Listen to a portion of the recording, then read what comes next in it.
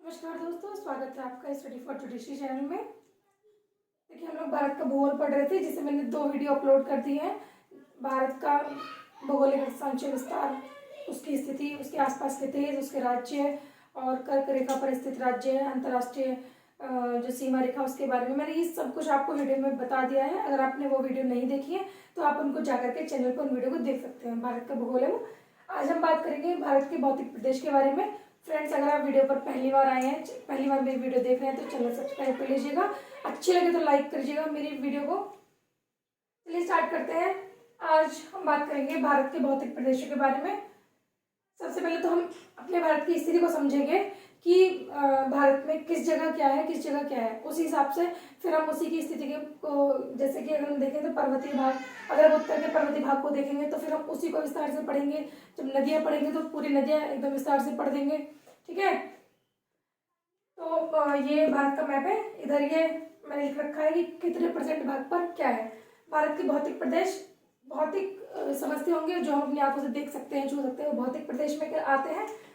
अगर हम बात करें भारत में पर्वतीय क्षेत्रों की, तो कितने % क्षेत्र पर पर्वतीय भाग है, तो कुल 10.6% क्षेत्रफल पर भारत में पर्वत है। पर्वत क्या, जिनकी ऊंची ऊंची चोटियां होती हैं, ये पर्वत कहलाए जाते हैं। तो 10.6% क्षेत्रफल पर भारत में पर्वत है। खासतौर पर उत्तर भारत में पर्वत की चोटियां ज्यादा ऊंची ऊंची, पर्वतीय क्षेत्र उत्तर भारत में ज्यादा है। अगला देखिए, अगर हम पहाड़ियाँ, तो पहाड़ियाँ जो है वो 18.5% क्षेत्रफल पर पहाड़ियाँ हैं। पहाड़ियाँ क्या होती हैं, जो बहुत ऊंची नहीं होती है, चोटियाँ होती है इसमें भी, लेकिन इनकी ऊंचाई पर्वतों से थोड़ी कम होती है। ये कम ऊंचाई वाली पहाड़ियाँ होती हैं। अगला हम देखें कि तो पठार की बात करते हैं, वो 27.7% क्षेत्रफल पर भारत में पठार पाए जाते हैं। पठार क्या होते हैं, जो समतल यानी कि मैदान से थोड़े ऊंचे उठे होते हैं और जिसका ऊपरी भाग भी प्लेन होता है, समतल होता है। मतलब यहाँ पर भी मानव जीवन होता है, यहाँ पे भी मनुष्य रह सकते हैं, घर बना सकते हैं। इनको हम पठार बोलते हैं, जैसे कि बुंदेलखंड का पठार, बघेलखंड का पठार, मालवा का पठार, प्रायद्वीपीय पठार, ये ऐसे इनको पठार बोलते हैं। ठीक है, जिनका ऊपरी भाग भी समतल होता है, इनको पठार बोलते हैं। ऐसे ये टोटल 27.7% क्षेत्रफल पर है। अगला हम बात करते हैं, सबसे ज्यादा जो भारत में है वो मैदान है, और ये मैदान 43.2% भाग पर है। ये मैदान नदियों द्वारा लाए गए अवसादों के द्वारा काट छाट कर बनाए गए मैदान होते हैं। अगर हम बात करें भारत के प्रमुख भौतिक प्रदेशों की, अगर हम इनका डिवाइडेशन करते हैं कि किस एरिया में क्या आता है, तो हम देखेंगे प्रमुख कौन कौन से हैं। तो इसमें एक आएगा उत्तर के पर्वतीय क्षेत्र, यानी कि उत्तर भारत। ये वाला उत्तर भारत जो है, इसके पर्वतीय क्षेत्र, यहाँ पर क्योंकि पर्वतीय इलाका बहुत ज्यादा है। दूसरा अगर हम देखते हैं तो प्रायद्वीपीय पठार, ये वाला जो क्षेत्र है, ये दक्षिण वाला भाग, ये पूरा है, ये पूरा प्रायद्वीपीय पठार कहलाया जाता है। अगला देखें तो उत्तर भारत का विशाल मैदान, ये वाला जो क्षेत्र है, ये पूरा विशाल मैदान है, जो कि गंगा, यमुना और ब्रह्मपुत्र नदियों के द्वारा लाए गए अवसादों से बनाया गया है। ये वाला पूरा उत्तर भारत का विशाल मैदान रहेगा। अगला है तटवर्ती मैदान। तटवर्ती मैदान, ये जो तटों के किनारे स्थित है, जो समुद्र के तटों के किनारे स्थित है, ये वाले पश्चिमी घाट और पूर्वी घाट वाला, इसका पूरा क्षेत्र ये तटवर्ती क्षेत्र। ठीक है, अगला है द्वीप। द्वीप हमने देखा, एक जो हमारा लक्षद्वीप समूह है और अंडमान निकोबार द्वीप समूह है, इसमें द्वीप समूह, इसके अलावा और भी भौतिक प्रदेश है भारत में। अब हम इनको एक एक करके पूरा स्टडी करेंगे अच्छे से। जैसे कि पहला मैंने देखा है उत्तर भारत के पर्वतीय क्षेत्र, तो सबसे पहले हम उत्तर भारत के पर्वतीय क्षेत्रों के बारे में पढ़ेंगे। उसके बाद प्रायद्वीपीय भारत के बारे में पढ़ेंगे, उसके पठार, उसकी पहाड़ियाँ, उसकी नदियाँ, उसके बारे में पढ़ेंगे। ठीक है, तो चलिए आगे हम पढ़ेंगे उत्तर भारत का पर्वतीय क्षेत्र।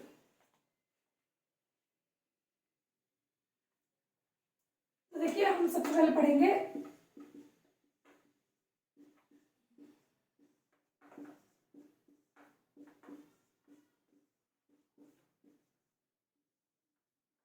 उत्तर भारत का विशाल मैदान, सॉरी,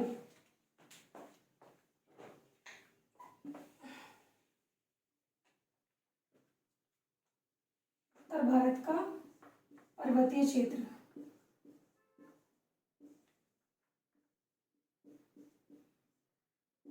इसके बारे में हम पढ़ेंगे आज। उत्तर भारत के पर्वतीय क्षेत्रों के बारे में अगर हम देखें तो सबसे पहले उसमें हम बात करेंगे हिमालय की, क्योंकि हिमालय बहुत बड़े क्षेत्रफल पर फैला हुआ पर्वतीय क्षेत्र है और बहुत सारे राज्यों को कवर करता है। हिमालय से पहले भी पर्वतीय क्षेत्र भारत में रहे हैं जिनको हम ट्रांस हिमालय बोलते हैं।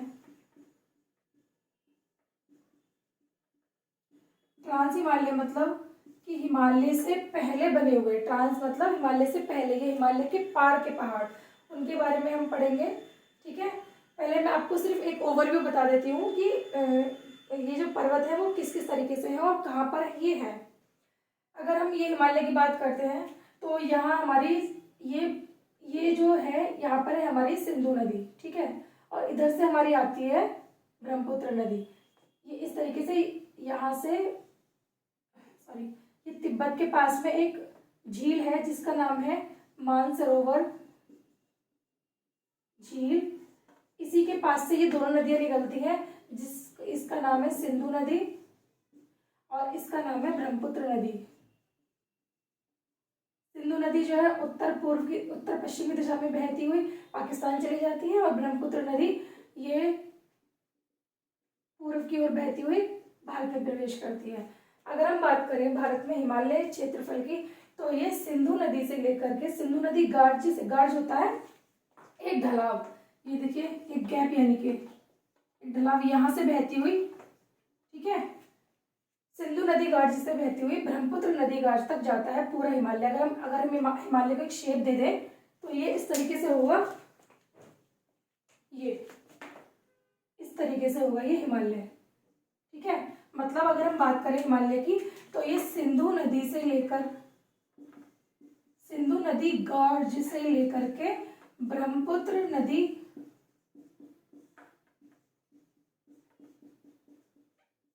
गार्ज तक ये फैला हुआ है। तो इसका फैलाव जो है सिंधु नदी से लेकर के ब्रह्मपुत्र नदी तक धनुषाकार शेप में है। इसको हम धनुषाकार भी कहते हैं, त्रिभुजाकार भी कहते हैं, सॉरी त्रिभुजाकार बोलते हैं हम, धनुषाकार, धनुष की तरह है क्योंकि, या फिर हम इसको बोलते हैं तलवार नुमा, जिस तरीके से तलवार होती है इस टाइप से है ये, तो हम बोलते हैं। एक आर्क भी इस तरीके से एक आर्क होता है, आर्क, ये इस शेप में है ये। अब इसके क्षेत्रफल की अगर बात करते हैं तो लगभग 5 लाख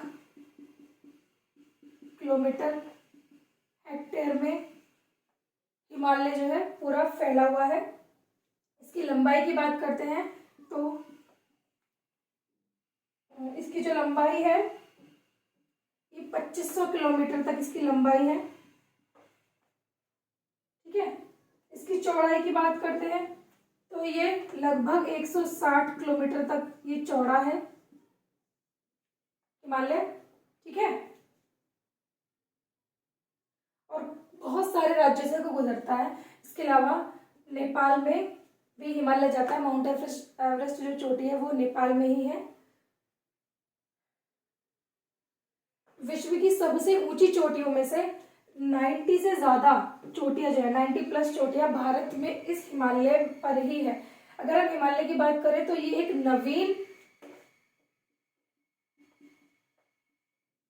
नवीन वलित पर्वत माला है। इसका निर्माण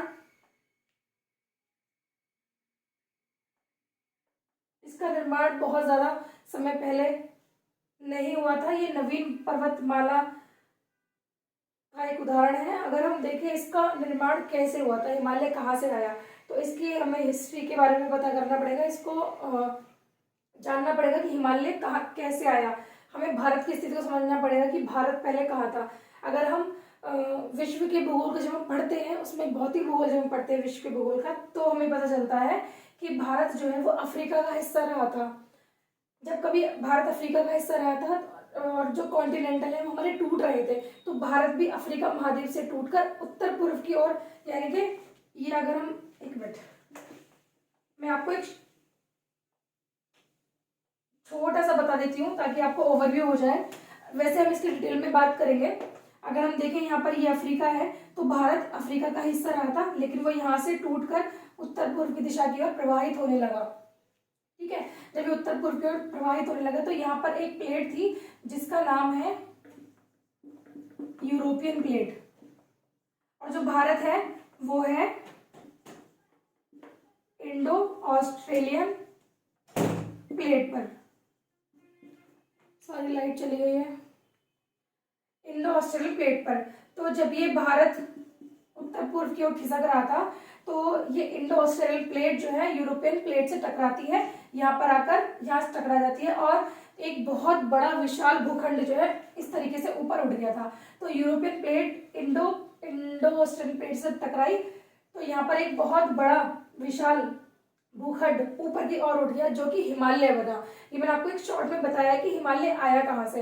हिमालय से पहले यहाँ पर इस क्षेत्र पर पानी हुआ करता था, लेकिन वो हिमालय के आगे से पूरा पट चुका है, और बहुत नदियां हैं बहुत सारी जो हिमालय से निकलती हैं और हिमालय से पहले भी निकलती हैं। जैसे अगर हम बात करते हैं सिंधु नदी, ब्रह्मपुत्र नदी की, तो ये हिमालय से पहले की नदियां हैं। ठीक है, जिन्होंने इन्हीं नदियों ने, और गंगा नदी का बहुत बड़ा रोल है हमारे भारत में, जिसने इस पूरे क्षेत्रफल को प्लेन कर दिया है।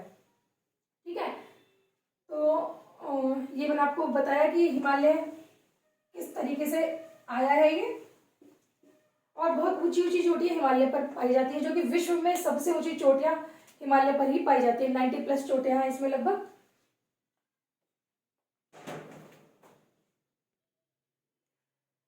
इस हिमालय में कहीं कहीं बहुत ऊंची ऊंची चोटियां हैं, तो कहीं बहुत गहरे खड्ड हैं, कहीं भ्रंश है। अगर बात करें कि हिमालय जो है किस तरह का पर्वत है, तो ये परतदार पर्वत है। ठीक है, अवसाद बहुत है यहाँ, अवसादी चट्टानें हैं यहाँ। आप अगर किसी भी राज्य में गए हो, जैसे कि यहाँ पर आपको दिख रहा होगा, जम्मू कश्मीर में है, हिमाचल प्रदेश में है, उत्तराखंड में है, सिक्किम है, अरुणाचल प्रदेश है, यहाँ तक जो हिमालय है, आप किसी स्टेट में गए होंगे, नैनीताल, रानीखेत, मसूरी, तो आपने देखा होगा कि यहाँ के जो पहाड़ है उनमें मिट्टी बहुत है, हरियाली बहुत है, यहाँ के पेड़ों में मिट्टी बहुत है। तो ये अवसादीकृत चट्टानें होती है, जिसमें ये परतदार, एक परत के ऊपर दूसरी परत लगातार चढ़ती जाती है और ये चट्टान बनती चली जाती है। ठीक है, मैंने आपको बताया था कि इसकी जो चौड़ाई है वो 160 किलोमीटर से लेकर के 600 किलोमीटर तक है। मतलब कहीं तो ये हिमालय 160 किलोमीटर चौड़ा है और ये 600 किलोमीटर चौड़ा भी पाया गया है।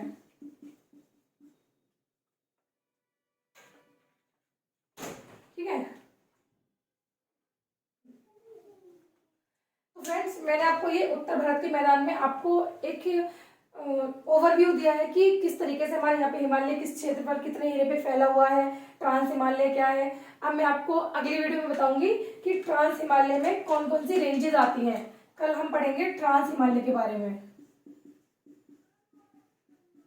ट्रांस हिमालय में टोटल कितनी रेंज आती है, कहाँ से कहाँ तक वो फैले हुए हैं, उसकी सबसे ऊंची चोटी कौन सी है। एक प्रश्न बहुत कंफ्यूज करता है कि भारत की सबसे ऊंची चोटी कौन सी है और हिमालय पर भारत की सबसे ऊंची चोटी कौन सी है। दो क्वेश्चन है जो बहुत कंफ्यूज करते हैं। ये मैं आपको कल की वीडियो में पढ़ाऊंगी। आज की वीडियो में इतना ही। उम्मीद करती हूँ आपको वीडियो अच्छी लगी होगी। अच्छी लगी तो इसको लाइक करना, शेयर करना, सब्सक्राइब करना। Thank you.